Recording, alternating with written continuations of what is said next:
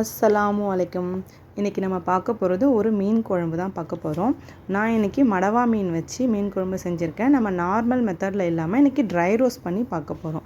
Dry roast பண்ணுறதுக்காக சில இன்க்ரீடியன்ஸ்லாம் நான் எடுத்து வச்சுருக்கேன். அதுக்கு தேவையான பொருள் காஞ்ச மிளகாய், சோம்பு, ஜீரகம், மிளகு, வெந்தயம், கடலைப்பருப்பு, துவரம்பருப்பு, அரிசி, மல்லி, கடுகு இது எல்லாமே சேர்த்து 1 by 1 ட்ரை ரோஸ்ட் பண்ணிக்கோங்க.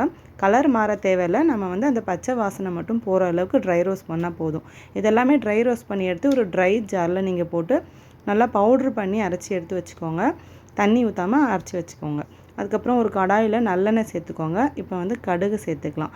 கடுகு நல்லா பொரிஞ்சதுக்கப்புறமா வெந்தயம் ஆட் பண்ணிக்கோங்க. வெந்தயம் ஆட் பண்ணி ஒரு 10 பல் பூண்டு நான் சேர்த்துக்கிறேன். நான் உங்களுக்கு தேவையான அளவு பூண்டு நீங்கள் எக்ஸ்ட்ரா கூட ஆட் பண்ணிக்கலாம். 10 பல் பூண்டு ஆட் பண்ணியிருக்கேன். 2 வெங்காயத்தை நல்லா ஸ்லைஸ் பண்ணி வச்சுருக்கேன்.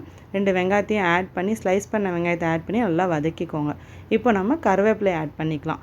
2 தக்காளி நான் பொடியாக நறுக்கி வச்சுருக்கேன். இப்போ இந்த 2 தக்காளியை ஆட் பண்ணி நல்லா மேஷ் ஆகிற அளவுக்கு நம்ம வதக்கி விட்டுக்கலாம்.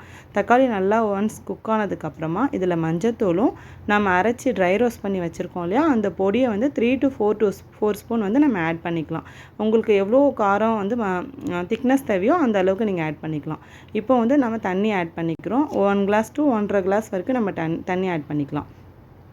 இப்போ க்ளோஸ் பண்ணி வச்சு நல்லா கொதிச்சதுக்கப்புறமா இப்போ நம்ம புளி ஆட் பண்ணிக்கலாம். நான் வீட்டில் புளி பேஸ்ட் வச்சு ரெடி பண்ணி வச்சுருக்கேன். இப்போ நான் அதை ஆட் பண்ணிக்கிறேன். நீங்கள் ஒரு லெமன் சைஸ் புளியை தண்ணியில் ஊற வச்சு கரைச்சி நீங்கள் ஆட் பண்ணிக்கோங்க.